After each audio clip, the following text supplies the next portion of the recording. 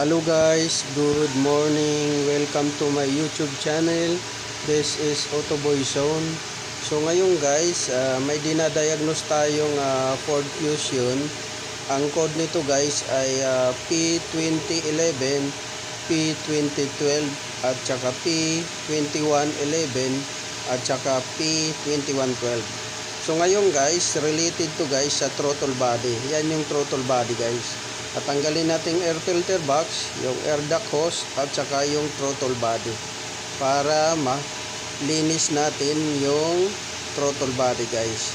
So yung issue nito guys ay sa description code niya guys ay stock open.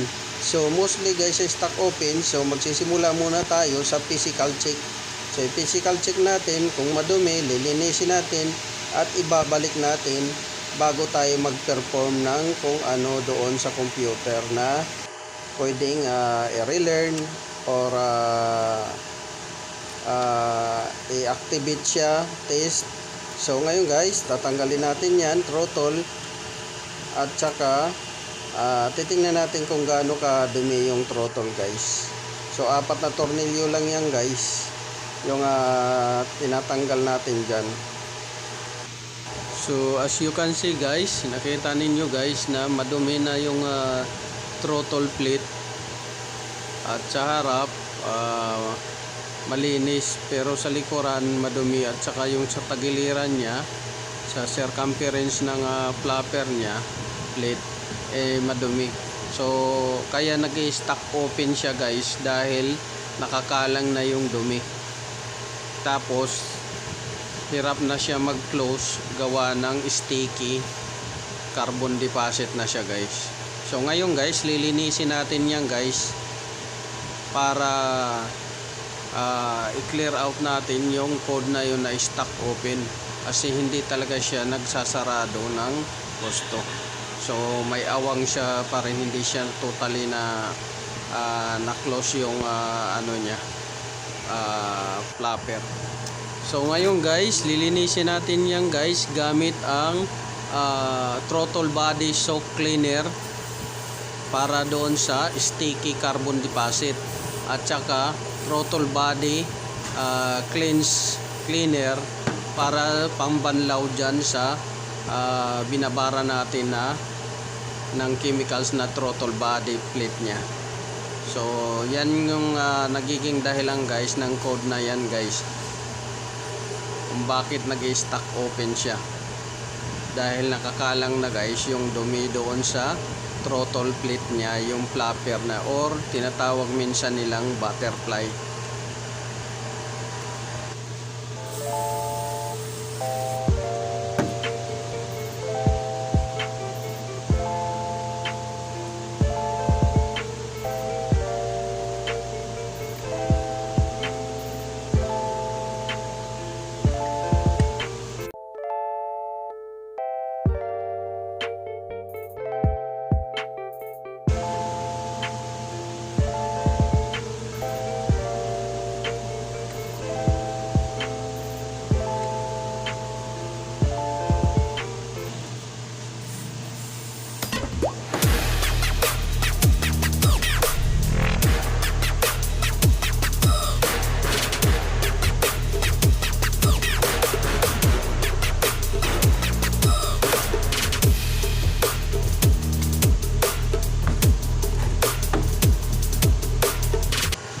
So yan guys, malinis na siya.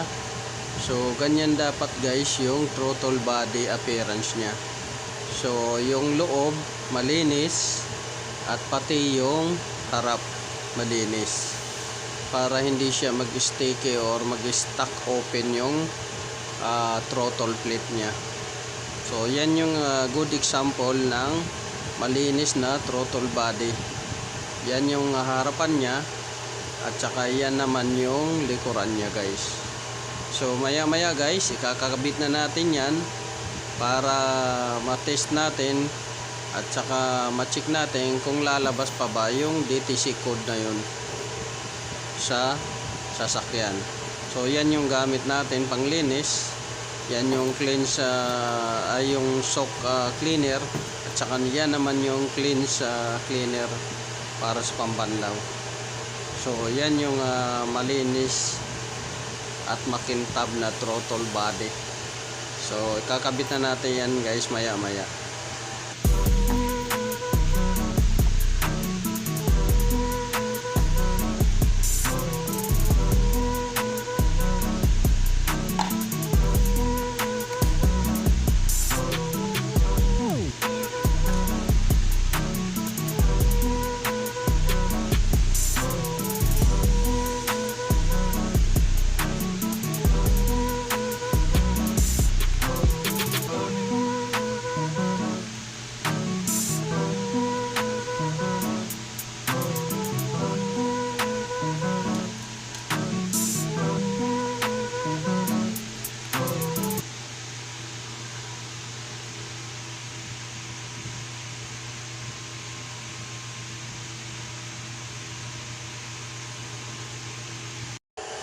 So after natin guys malinisan yung throttle body, so ikakabit na natin ngayon guys.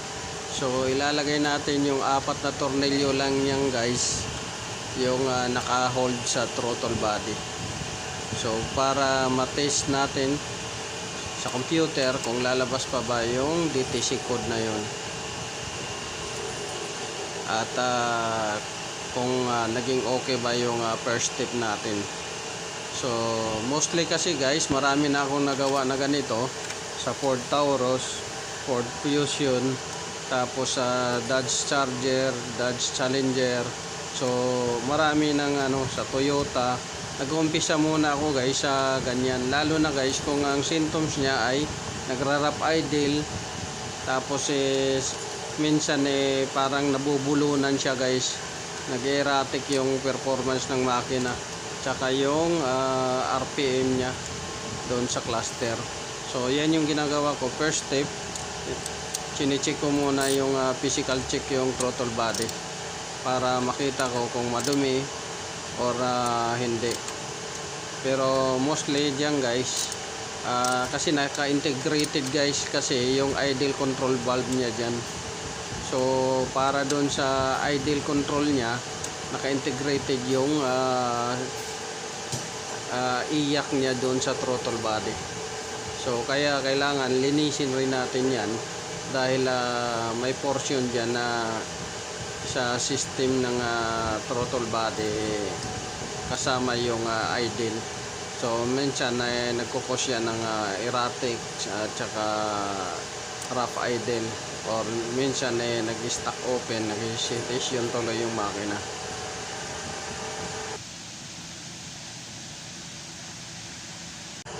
So diyan guys, naikabit na natin yung throttle body. Naikabit na natin din yung air filter box tsaka yung air duct nya. So ang next step natin nito guys ay papaanda rin natin yung makina.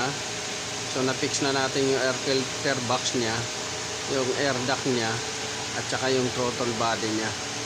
So papaanda rin na natin yung makina guys para ma-check natin sa computer. So maya maya sasalangan natin ng computer. Antayin lang natin guys na matapos yung isang dinadiagnose na sasakyan, kasi yung computer nandun pa sa Ford F-150, chine-check pa yung makina. So antayin lang natin guys.